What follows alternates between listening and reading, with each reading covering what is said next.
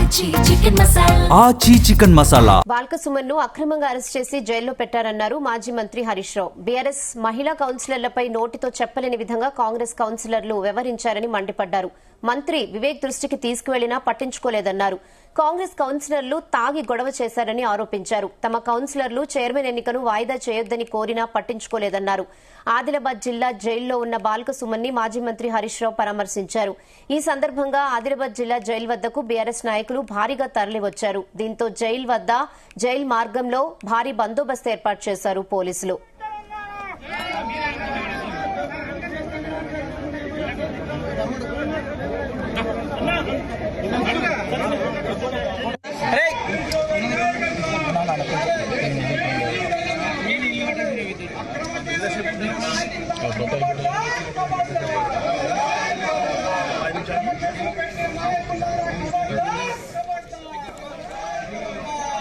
రాళ్లదాడి చేసింది కాంగ్రెస్ నాయకులు కార్యకర్తలు అన్నారు హరీష్ రావు. వివేక్ కాన్వాయ్ అక్రమంగా వెళితే తమ కార్యకర్తలు ఆందోళన చేశారని చెప్పారు.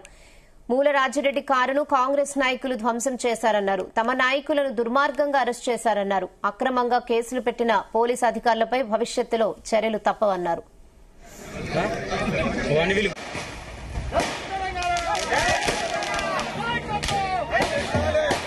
హైకోర్టు కూడా వెళ్తాము.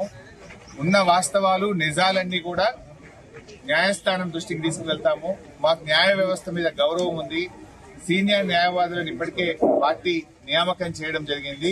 న్యాయవాదులందరూ కూడా దీన్ని సమీక్షించి మరి ఆ చట్ట పరిధిలో ముందు మున్సిపల్ కోర్టు, దెన్ జిల్లా కోర్టు, దెన్ హైకోర్టు మరి ఆ స్థాయి వరకు కూడా వెళ్లి వీలైనంత త్వరగా సుమన్ గారిని మా పార్టీ నాయకులను విడుదల చేయించుకుంటాం. అయినా సుమన్ గారికి పోరాటాలు కొత్తేం కాదు.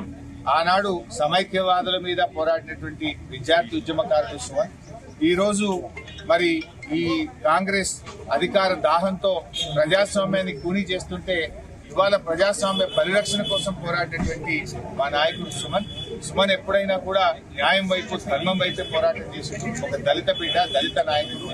ఒక దళిత నాయకుడి మీద రేవంత్ రెడ్డి ఈ రకంగా పగ ప్రతీకారంతో అక్రమ కేసులు పెట్టడాన్ని తీవ్రంగా ఖండిస్తా ఉన్నాం. సుమన్ మీద పెట్టిన కేసులు ఎత్తివేయాలని, బేషరతుగా వెంటనే సుమన్ విడుదల చేయాలని చెప్పి కూడా డిమాండ్ చేస్తున్నాం. కనీసం అన్నం కూడా పెట్టకుండా సుమన్ గారిని అరెస్ట్ చేసి అర్ధరాత్రి జైలుకి ఇచ్చారు. కనీసం అన్నం కూడా పెట్టలేదు, మంచినీళ్లు కూడా ఇవ్వకుండా సుమన్ పట్ల చాలా అమానుషంగా, అంటే రేవంత్ రెడ్డి గారి డైరెక్షన్ లో ఒక్కటి భోజనం పెట్టి తెలియలేదా?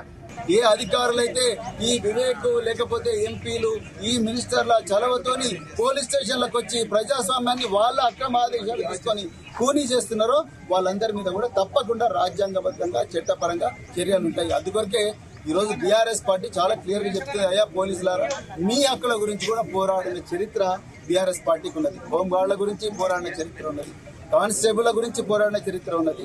అదే విధంగా కేసీఆర్ గారు ఈ దేశంలో ఏ ముఖ్యమంత్రి చేయని గొప్ప మేలు పోలీస్ డిపార్ట్మెంట్ చేసి 45,000 మంది పోలీసులను రిక్రూట్ చేశారు.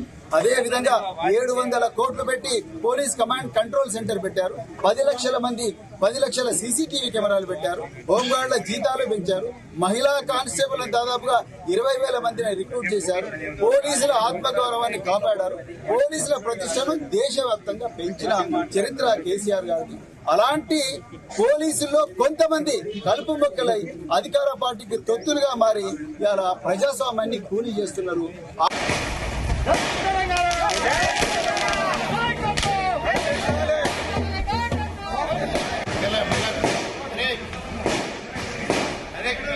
అరే